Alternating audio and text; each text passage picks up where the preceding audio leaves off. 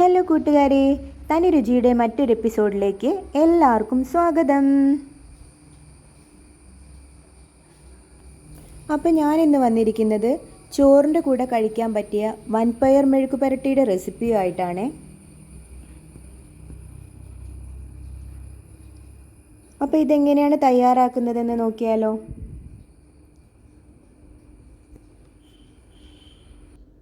ആദ്യം തന്നെ ഞാനിവിടെ കുറച്ച് വൻപയർ എടുത്ത് വെച്ചിട്ടുണ്ട്. 1 കപ്പാണ് എടുത്തിട്ടുള്ളത്. ഇത് നല്ലോണം കഴുകി വൃത്തിയാക്കി 3 മണിക്കൂർ വെള്ളത്തിൽ കുതിർത്ത് വെച്ചിട്ടുള്ളതാണ്. ഇനി ഇത് നമുക്ക് വേവിക്കാൻ വേണ്ടിയിട്ട് ഒരു പ്രഷർ കുക്കറിലേക്ക് മാറ്റാമേ.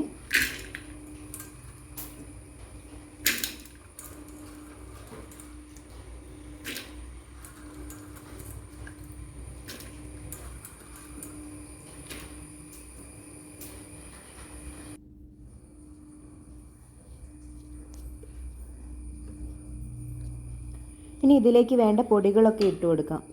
അതിന് വേണ്ടിയിട്ട് ഞാൻ കുറച്ച് മുളക് പൊടിയും പിന്നെ കുറച്ച് മഞ്ഞൾപ്പൊടിയും പിന്നെ ആവശ്യത്തിന് വേണ്ട ഉപ്പും കൂടെ ചേർത്ത് കൊടുത്തിട്ടുണ്ട്.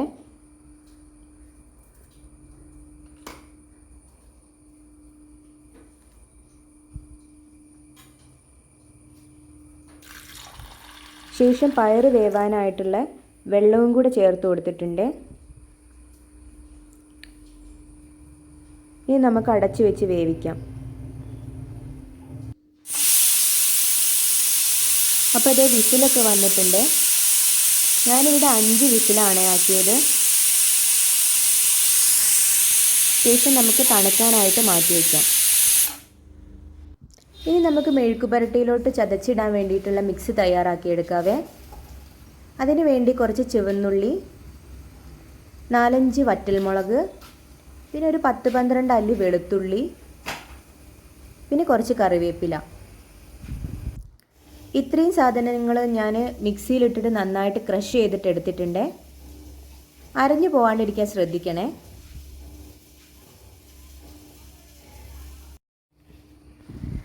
അപ്പോൾ ഇത് നമ്മുടെ പയറൊക്കെ നന്നായിട്ട് വെന്ത് വന്നിട്ടുണ്ട്. വെള്ളമൊക്കെ വറ്റി നന്നായിട്ട് സെറ്റായിട്ട് വന്നിട്ടുണ്ട്. മെഴുക്ക് പുരട്ടി ഉണ്ടാക്കാൻ വേണ്ടിയിട്ട് ഞാനൊരു പാൻ എടുത്ത് ഗ്യാസിലോട്ട് വെച്ചിട്ടുണ്ട്. പാൻ ചൂടായി കഴിഞ്ഞാൽ കുറച്ച് വെളിച്ചെണ്ണയും കൂടെ ഒഴിച്ചു കൊടുക്കാം.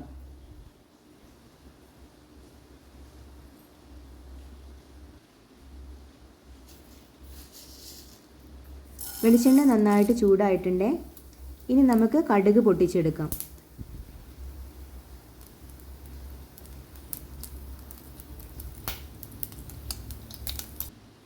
കടുക് നന്നായിട്ട് പൊട്ടി വന്നിട്ടുണ്ട്. ഇനി നമുക്ക് കുറച്ച് കറിവേപ്പിലയും കൂടി ചേർത്ത് കൊടുക്കാമേ. ഇനി നമ്മൾ നേരത്തെ ക്രഷ് ചെയ്തിട്ട് വെച്ചിട്ടുള്ള ആ മിക്സും കൂടി ഇതിലേക്ക് ചേർത്ത് കൊടുക്കാവേ.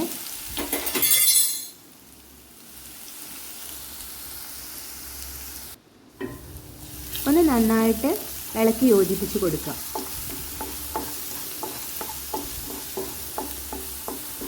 ഇതിൻ്റെ പച്ചമണമൊക്കെ മാറി വരുന്നത് വരെ നന്നായിട്ടൊന്ന് ഇളക്കി യോജിപ്പിക്കാം. ഇത് മൂത്ത് വരുമ്പോൾ തന്നെ നല്ലൊരു മണം കേട്ടോ. വെളുത്തുള്ളിയുടെയും അതേപോലെ തന്നെ ചെറിയുള്ളിയുടെയും ആ കറിവേപ്പിലയുടെ ഒക്കെ മണം നന്നായിട്ട് വരുന്നുണ്ട്.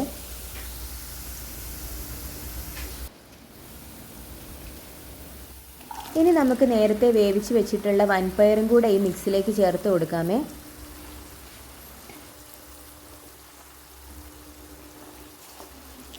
എല്ലാം കൂടെ നന്നായിട്ടൊന്ന് ഇളക്കി യോജിപ്പിച്ച് കൊടുക്കണേ. ഇനി ഈ വെള്ളമൊക്കെ വറ്റുന്നത് വരെ നമുക്കൊന്ന് വെയിറ്റ് ചെയ്യാവേ.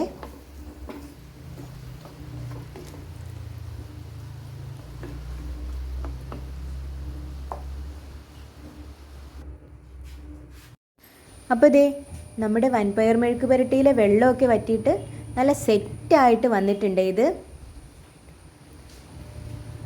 കാണുന്നത് പോലെ തന്നെ കഴിക്കാനും നല്ല ടേസ്റ്റാണ് കേട്ടോ ഇതിന്. ഇനി നമുക്കിതൊരു സെർവിങ് ഡിഷിലോട്ട് മാറ്റാവേ. അപ്പോൾ ഇതേ ഊണിൻ്റെ ഒപ്പം കഴിക്കാൻ പറ്റിയ നല്ല അടിപൊളി വൻപയർ മെഴുക്കുപുരട്ടി ഇവിടെ റെഡി ആയിട്ടുണ്ടേ. എനിക്കിത് ചോറിൻ്റെ കൂടെ മാത്രമല്ല കേട്ടോ, പുട്ടിൻ്റെ കൂടെ കഴിക്കാനും ഭയങ്കര ഇഷ്ടമാണ്. അപ്പോൾ എല്ലാവരും വീട്ടിലുണ്ടാക്കിയിട്ട് അഭിപ്രായം പറയണേ. എൻ്റെ ഈ വീഡിയോ ഇഷ്ടമായിട്ടുണ്ടെങ്കിൽ ലൈക്ക് ചെയ്യാനും അതുപോലെ തന്നെ എൻ്റെ ചാനൽ സബ്സ്ക്രൈബ് ചെയ്യാനും മറക്കല്ലേ. അപ്പോൾ thank you all. Thanks for watching. മറ്റൊരു വീഡിയോ ആയിട്ട് നമുക്ക് വീണ്ടും കാണാവേ.